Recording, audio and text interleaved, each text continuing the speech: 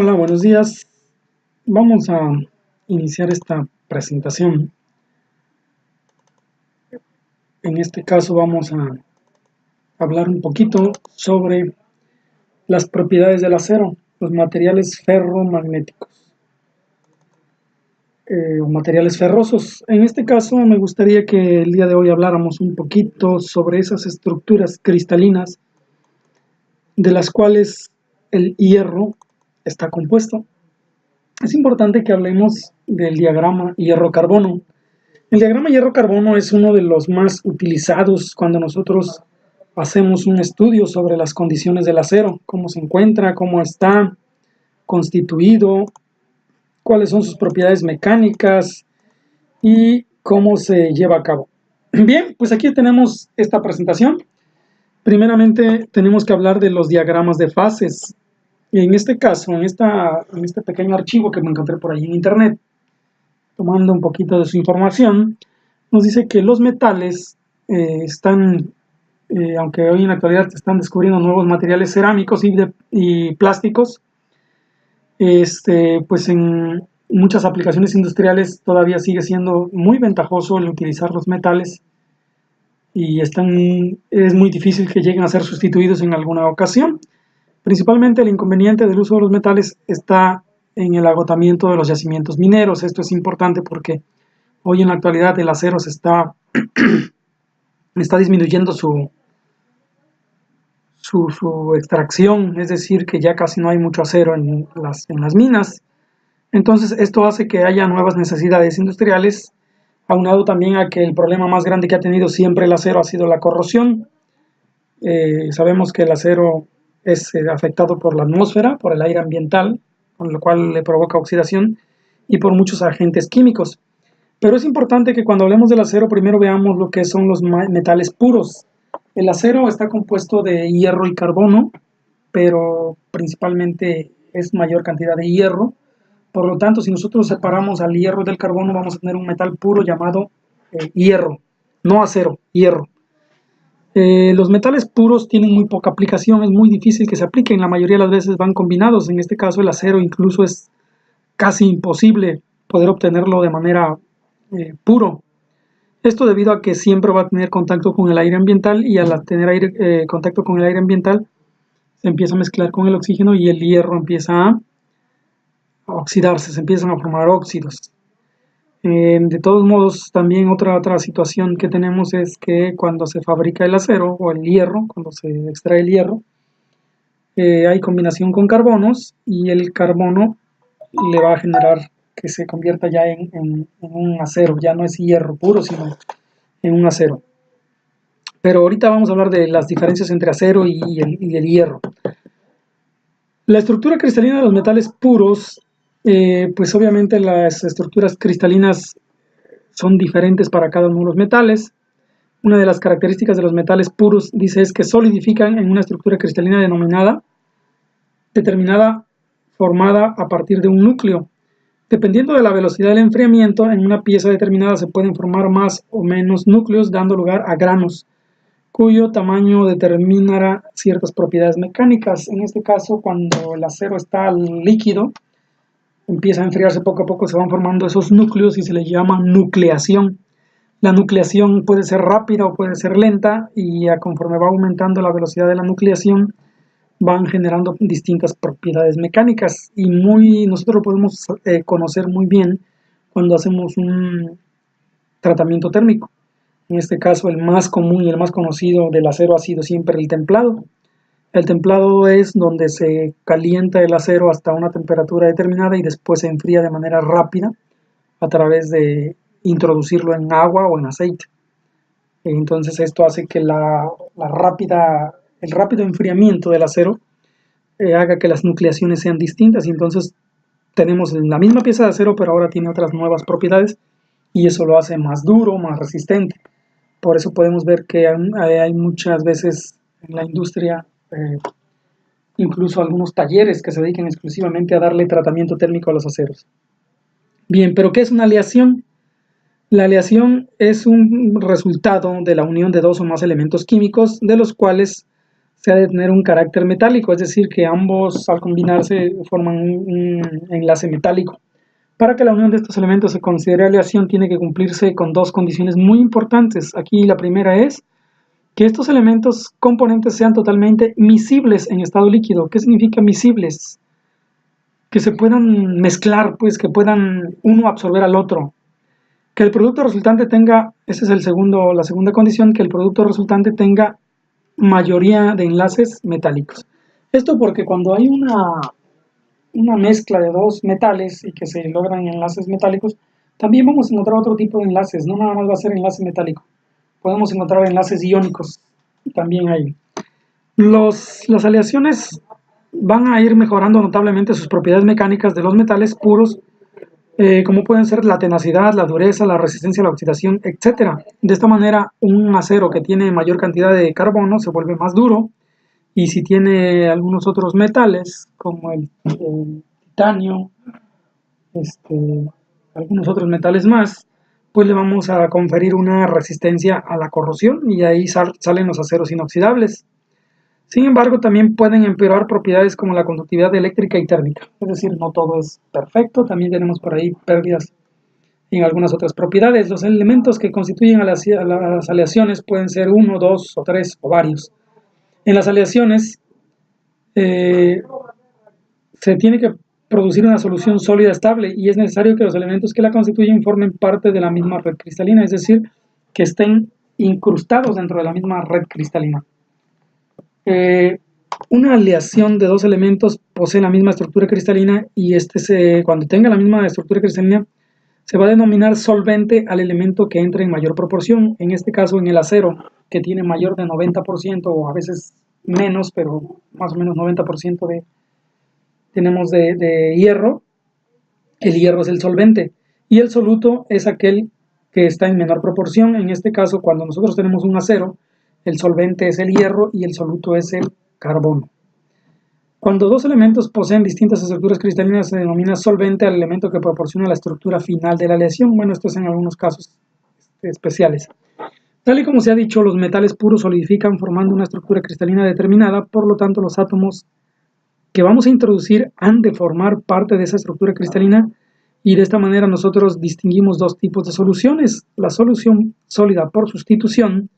En este caso, el disolvente y el soluto tienen una estructura cristalina similar, por lo que un átomo de soluto va a ocupar la posición de otro átomo de disolvente en la estructura cristalina final. Es decir, que en este caso cada átomo es más o menos del mismo tamaño y cabe perfectamente uno dentro del otro en el espacio que había dejado el otro. Y viene después la solución sólida por inserción. Esta ocurre cuando los átomos del soluto son muy pequeños y ocupan los huecos intersticiales del disolvente.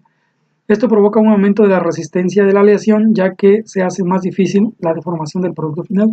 Es decir, si yo tengo los átomos ordenados de tal manera que entre ellos existen pequeñas cavidades, imaginemos que guardamos en una botella, guardamos algunas piedras y luego le echamos arena. La arena no interfiere con la forma en que estaban apiladas las piedras. Más bien la arena entra en las cavidades de esas piedras. Así sucede cuando hay una solución sólida por inserción. Es cuando este nuevo material ocupa los intersticios del disolvente. Y bueno, para poder comprender lo que sucede con el acero, tenemos que hablar del diagrama de fases. El diagrama de fases ha sido muy útil desde hace muchos siglos, bueno, algunos años atrás, ¿verdad? El diagrama de fases, desde el punto de vista estructural, una fase, dice, de un material es una parte homogénea del mismo que difiere de las demás en su composición, estado o estructura. Al conjunto de las representaciones de los estados posibles se denomina diagrama de fases. Para poder entender esto, por ejemplo, yo puedo tener un caso muy visible, es el caso de un vaso con agua y un montón de cubos de hielo. En algún momento, si nosotros detenemos la imagen, me voy a encontrar con dos estructuras distintas. Por un lado va a estar la estructura líquida, o el agua líquida, y va a estar mezclada con estructuras sólidas. En este caso van a ser los pequeños cubos de hielo. Si nos damos cuenta, ahí tengo yo, a pesar de que todo es agua, toda la estructura completa, lo que está dentro del vaso es agua, vamos a tener el agua líquida, en una parte ocupando un espacio y otra parte ocupada con un sólido, que en este caso es el hielo. Aunque todo es agua, tenemos dos estructuras diferentes y ahí nosotros decimos que están en dos fases distintas. Para poder comprender cómo se comportan estas fases, es importante que hablemos de las reglas de las fases de Gibbs. La ecuación o reglas de Gibbs nos permiten calcular el número de fases que pueden existir en equilibrio en cualquier sistema, y la fórmula nos dice que F más N es igual a C más 2.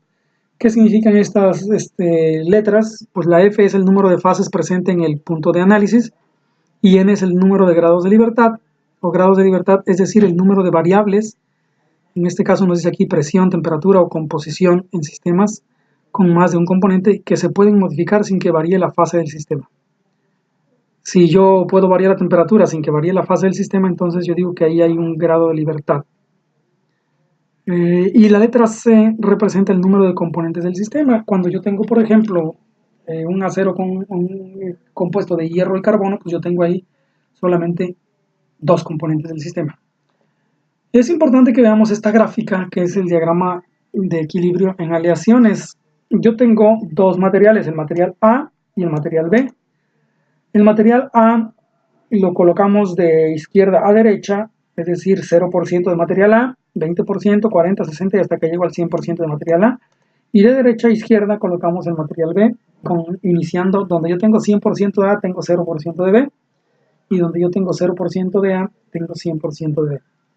En esta mezcla de los dos materiales, entonces me voy a encontrar que se forman dos líneas.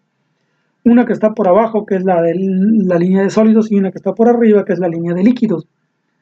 La línea de sólidos significa que con cierta temperatura yo me encuentro con diferentes porcentajes del material A y del material B, y de esta manera tengo diferentes temperaturas para mezclar los dos metales.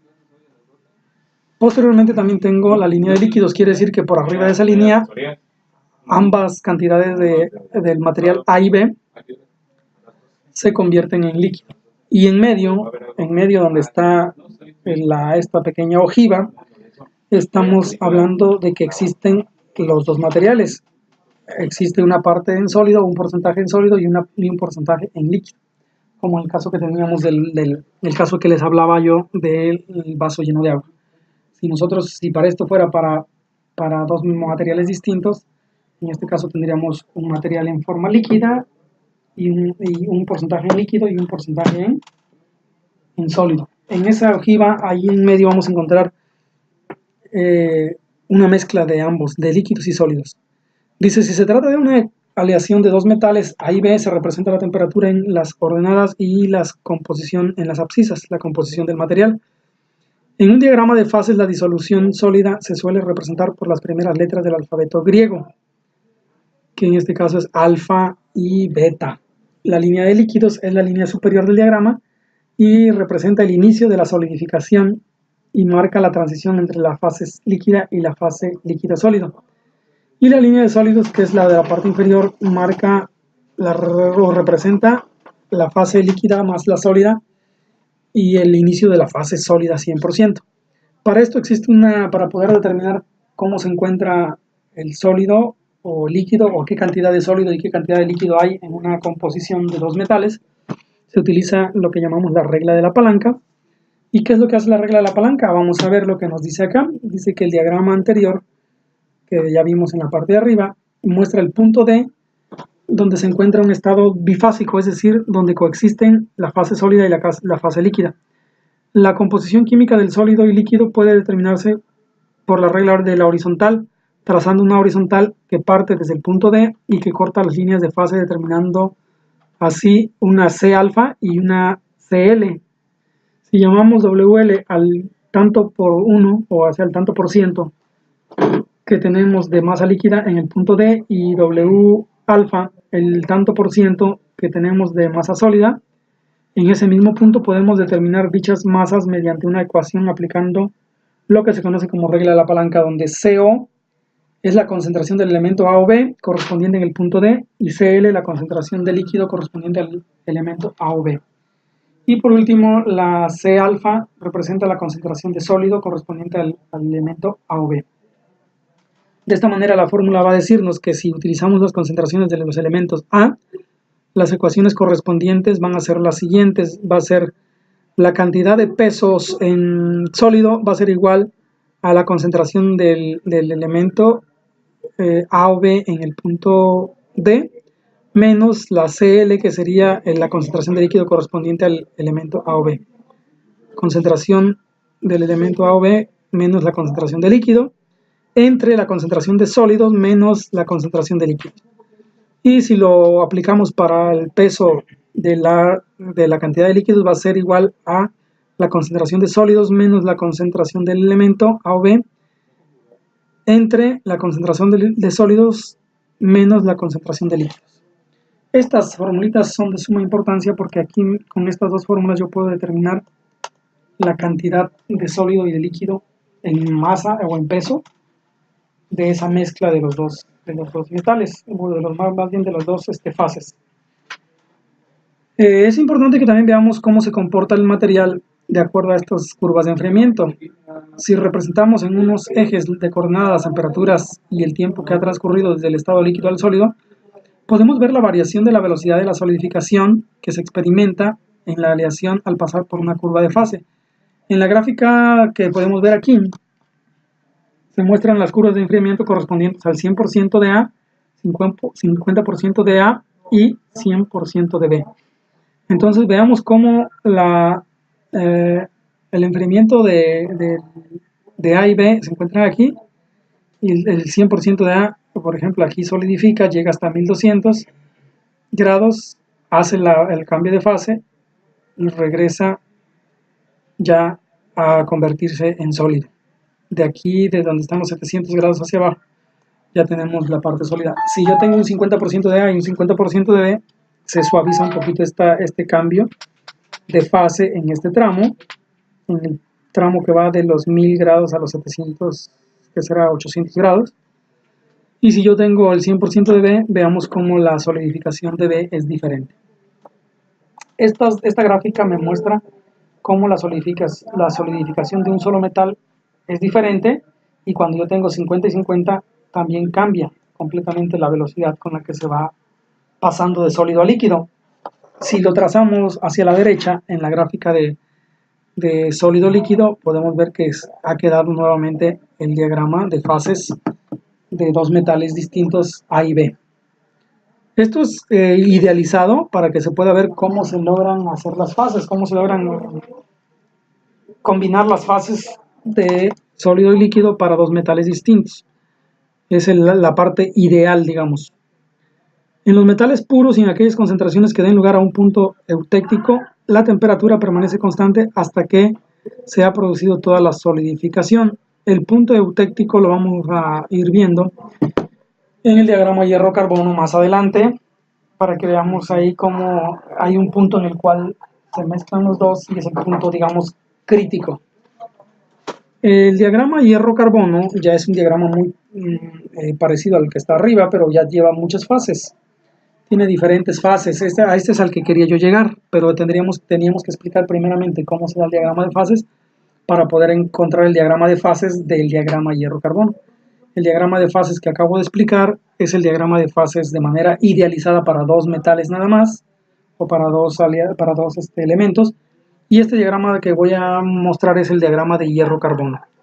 El hierro-carbono me va a dar los aceros y los fierros. Dice, para una solución sólida de hierro-carbono se recibe el nombre de aleación la concentración de carbono que no puede ser mayor del 6.67% de carbono, ya que si fuese mayor perdería las cualidades metálicas y recibiría el nombre de compuesto químico. Es decir, que cuando yo le agrego más del 6.67% de carbono a un acero o a un hierro, este ya no se convierte en un metal, sino que ya se le llama, el nombre que recibe ya sería de compuesto químico. En el diagrama hierro-carbono se presentan a continuación, más abajo lo vamos a ver, se pueden apreciar los siguientes constituyentes fundamentales del acero. En este caso se le llama hierro a aquel material que tiene un contenido de carbono entre el 0.008% y el 0.025%. Si yo le voy agregando cada vez mayor cantidad de carbono, pero solamente llego hasta el 0.025%, este se va a llamar hierro, ya que el hierro puro dice que es difícil de obtener, como ya se los había yo mencionado antes, puesto que la concentración de carbono a temperatura ambiente ha de ser de menos de 0.008%. Por otra parte, dice sus aplicaciones están limitadas casi exclusivamente a los núcleos de inductancia en un transformador eléctrico. Solamente ahí es donde se utiliza hierro puro, o tratando de hacerlo lo más puro posible. De ahí tenemos los aceros. Los aceros son una composición, una aleación de hierro con carbono. Esto se le considera acero y debe tener una concentración de carbono que está comprendida entre el 0.025% de carbono y 1.76% a temperatura ambiente. El campo de aplicación de los aceros es muy amplio, abarcando todos los campos de la industria. Entre sus características fundamentales están su alta dureza, su buena resistencia mecánica, su maleabilidad y su ductilidad.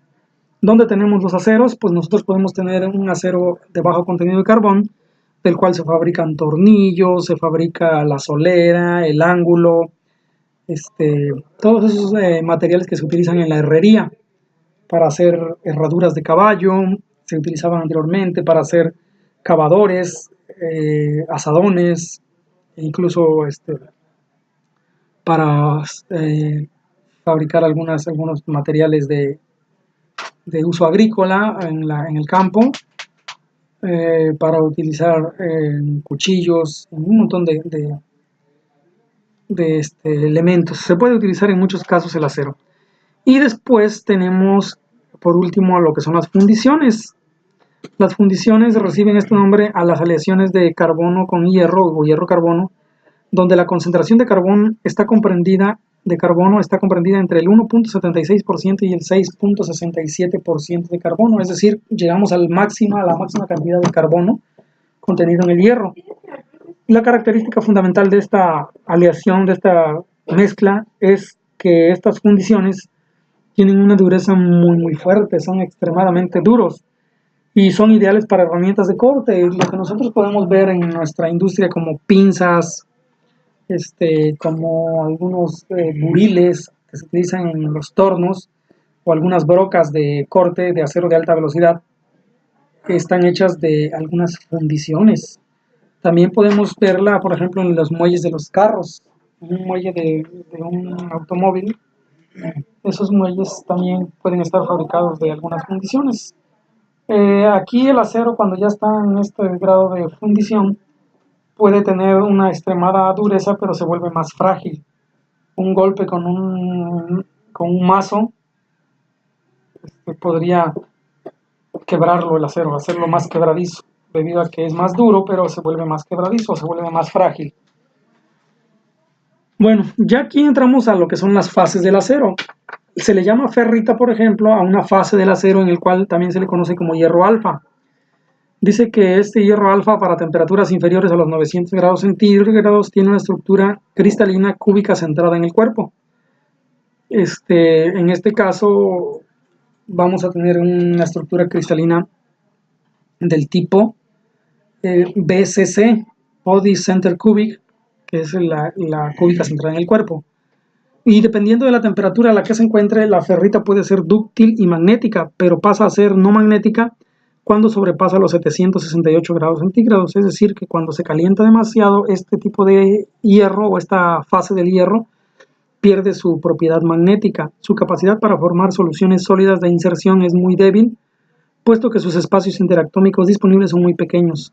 Por lo tanto, solo los elementos de menor diámetro atómico como el hidrógeno, el boro, el nitrógeno y el carbono son capaces de colocarse dentro de los intersticios de esa estructura, pero a costa de crear una gran distorsión en la red completa del material.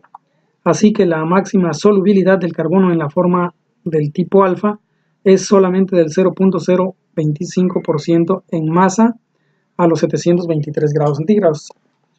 Tenemos otra estructura cristalina del acero que es la austenita, otra fase. La fase de la austenita dice que es un componente también conocido como hierro gamma, o se escribe como Fe gamma, Fe gamma. Tiene una estructura cúbica centrada en las caras y esta variedad es alotrópica del hierro. es estable a temperaturas comprendidas entre los 910 y los 1400 grados centígrados. Esta fase del acero solamente se da entre los 910 y los 1400 grados centígrados. Es decir, que a temperatura ambiente va a ser muy difícil que nosotros tengamos la austenita. Y es más densa que la forma alfa y es no magnética. El hierro gamma, o como lo vemos aquí como Fe gamma, posee una mayor capacidad para formar soluciones sólidas que el alfa, puesto que el espacio interatómico disponible en el centro de los cubos puede alojar fácilmente a otros elementos pequeños de pequeño diámetro atómico, de los que se mencionaron anteriormente. Así que el hierro gamma llega a disolver hasta 1.76% de carbono a 1130 grados centígrados. La solución sólida de inserción formada recibe el nombre de austenita, la cual solo es estable a elevadas temperaturas. Esto quiere decir que si yo quiero formar austenita o quiero que el acero contenga mayores contenidos de carbono, mayores porcentajes de carbono, tendré que primero elevar su temperatura por arriba de los 910 grados centígrados y ya por ahí de los 1130 grados centígrados le puedo seguir agregando un poco más de acero para que lo pueda absorber. Antes de ello no puedo agregarle más carbono porque no lo va a absorber, no va a ser posible que lo absorba.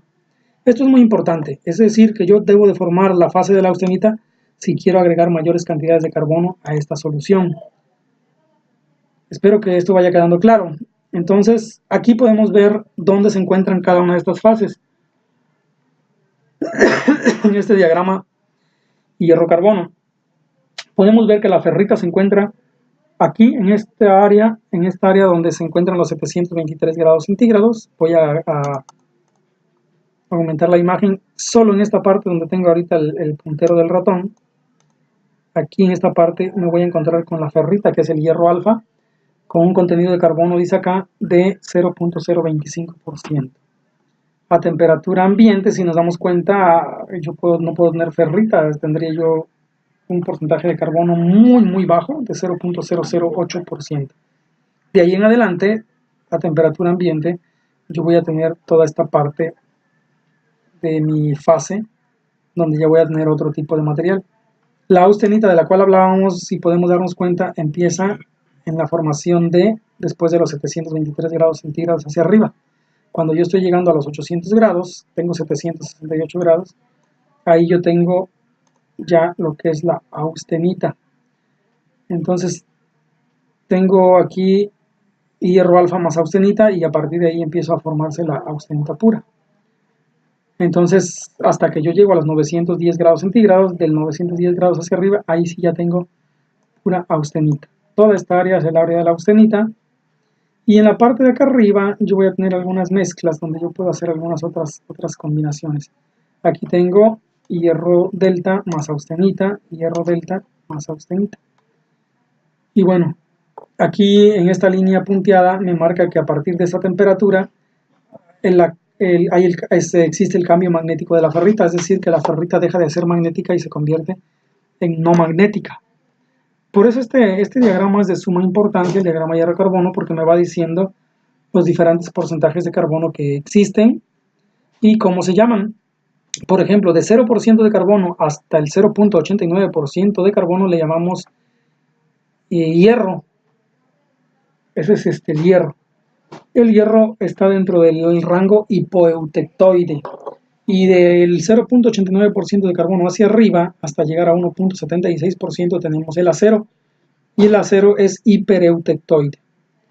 Del 1.76% de carbono hacia arriba, yo tengo ahora fundiciones blancas. La fundición blanca es una fundición que va del 1.76% al 4.3% de carbono. Toda la fundición completa se llamaría fundición gris. Pero la fundición blanca hipoeutectica va de los 1.76 a 4.3% de carbono. Del 4.3% al 6.67% de carbono tenemos la fundición blanca hipereutectica. Entonces, en este caso, ahí tenemos la fundición blanca a partir de esos rangos. Entonces, las líneas punteadas a partir de aquí marcan el límite para el hierro, el acero y la fundición blanca. A partir de los 200, más o menos 210 grados centígrados, nosotros tenemos una línea punteada la cual marca el cambio magnético de la cementita. ¿Qué es la cementita? Ahorita lo vamos a ver más adelante. Hay otras estructuras cristalinas como la cementita, la perlita, la, eh, la cementita y la austenita, si no me equivoco. Entonces, aquí podemos ver los puntos críticos, digamos, de cada aleación. Un punto crítico especial es el punto de 723 grados centígrados, porque a partir de los 723 grados centígrados hacia arriba, con cualquier porcentaje de carbono, nosotros vamos a empezar a tener ya una mezcla de sólidos más líquidos. Yo tengo el líquido completo a partir de los 1100 grados centígrados, que es el punto eutéctico, como mínimo 1110 grados centígrados o 1100 grados centígrados. A partir de ahí yo ya tengo líquido, siempre y cuando el porcentaje de carbono esté en los 4.3%. Antes del 4.3% yo no voy a tener líquido, voy a tener, por ejemplo, en este rango todavía voy a tener austenita más líquido. Acá vamos a tener todavía algún líquido más la austenita, y bueno, vamos a tener algunas otras mezclas.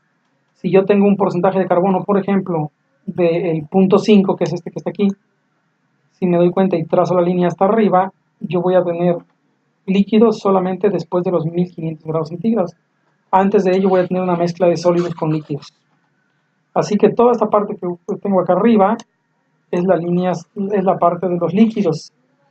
Y por ejemplo, si yo aumento la cantidad de carbono después de los 4.3% de carbono, la línea de líquidos va aumentando su temperatura.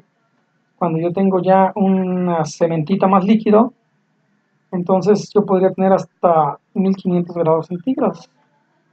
Y yo todavía en 1500 grados centígrados, si tengo este porcentaje de carbono de 6%, entonces yo todavía voy a tener una mezcla de cementita proeutéctica más líquido. De tal manera que este diagrama me muestra las diferentes cantidades de carbono que le voy a ir agregando al acero y a qué temperaturas yo puedo tener ya el líquido completo o puedo tener una mezcla de esos materiales. En el caso de qué significa cada una de estas nuevas fases de solidificación del acero, tenemos la cementita. La cementita dice que está constituida de un carburo de hierro con un 6.67% de carbono, de fórmula Fe3C, que cristaliza en un sistema ortorrómbico, es decir, que la cementita tiene un sistema cristalino ortorrómbico. ¿Se acuerdan que el hierro alfa tiene el sistema cúbico centrado en el cuerpo? Pues en este caso es un sistema diferente. Es muy frágil y tiene una dureza HB de 840 y a bajas temperaturas se convierte en ferromagnético y pierde esa propiedad a tan solo 212 grados centígrados. Se cree, porque no se sabe con exactitud, que probablemente funde o se descompone por encima de los 1950 grados centígrados. Es inestable a temperaturas inferiores a los 1200 grados centígrados y tiene una tendencia a descomponerse según la reacción que se muestra aquí en esta pantalla, donde la cementita pasa a formar 3 átomos de hierro alfa más grafito. Ciertos elementos como el telurio, no recuerdo cuál es, el azufre, el nitrógeno, el cobalto, el magnesio, manganeso, tienden a estabilizar la cementita. Dice que si le agregamos esos materiales, la cementita se vuelve más estable. Y otros materiales como el silicio, el titanio, el aluminio, el níquel, el berilio y el hidrógeno tienden a acelerar la descomposición de la cementita. De la cementita. Y bueno, después tenemos otra estructura cristalina llamada perlita. Dice que es una estructura que es una mezcla que se da en el punto eutectoide, es decir, cuando yo tengo 0.8% de carbono y 723 grados centígrados. Esta perlita, a esa temperatura y a ese porcentaje de carbono se convierte en perlita y consta de dos fases. Es una ferrita más una cementita. Esa mezcla de ferrita más cementita le da la característica de perlita. ¿Y por qué se le llama perlita? Bueno, porque tiene una estructura muy parecida a las perlas del mar. En las perlas del mar dicen que la perla del mar se forma cuando entra arena en la concha de lo que es de lo que son las ostras, ¿no? Entonces el molusco se protege de la arena generando una baba que después solidifica y quedan atrapados en su interior las pequeñas líneas de arena. Entonces así se ve más o menos la perlita, se ven como unas pequeñas rayas donde está la cementita y el resto que es la ferrita. Entonces dice que siendo el espesor de las láminas de la ferrita de 0.3 micrómetros, superior a las de la cementita. Esto se puede observar cuando se hace una observación en un microscopio y se puede ver cómo está estructurado el acero. Las propiedades mecánicas de la perlita son intermedias entre la ferrita y la cementita, aunque es más dura y resistente que la ferrita, es más blanda y maleable que la cementita. Bueno, es más blanda la perlita que la cementita. La martensita es otra combinación de dos fases del acero. Dice que es una solución sólida sobreestructurada de carbono con hierro alfa y se obtiene por enfriamiento rápido de la austenita de los aceros tras haber sido calentada como consecuencia de una constitución austenítica. Es decir, este es con un tratamiento térmico. Ahí es donde se forma la martensita. Se presenta en forma de agujas y cristaliza en un sistema tetragonal. La proporción de carbono no es constante y varía hasta un contenido máximo del 0.98%. Si aumentamos la proporción de carbono, también se aumentará la resistencia mecánica, la dureza y la fragilidad del acero. Y pues bien, estas son algunas de las estructuras cristalinas que se están formando en este diagrama hierro-carbono. Si nosotros nos damos cuenta, nosotros podemos tener diferentes formas de acero dependiendo de la rapidez con la que hagamos el enfriamiento del acero. Este diagrama podría estudiarse más a profundidad, pero en este video mi interés es de que solo veamos un poquito de este diagrama y veamos cómo se van formando las diferentes fases de ese acero. Cuando el acero está ya a temperatura ambiente, por abajo de 100 grados centígrados, nosotros nos vamos a encontrar con unas estructuras sólidas, estables, no cambian, pero con diferentes propiedades que van a depender del contenido de carbono que se encuentre en esos aceros. Y bien, esperando sus comentarios, sus sugerencias, yo espero que esta pequeña explicación de estos pocos minutos pues les puedan a ustedes dar esa oportunidad de ir entendiendo y comprendiendo cómo se llevan a cabo estos cambios dentro del acero. Nos vemos en la próxima.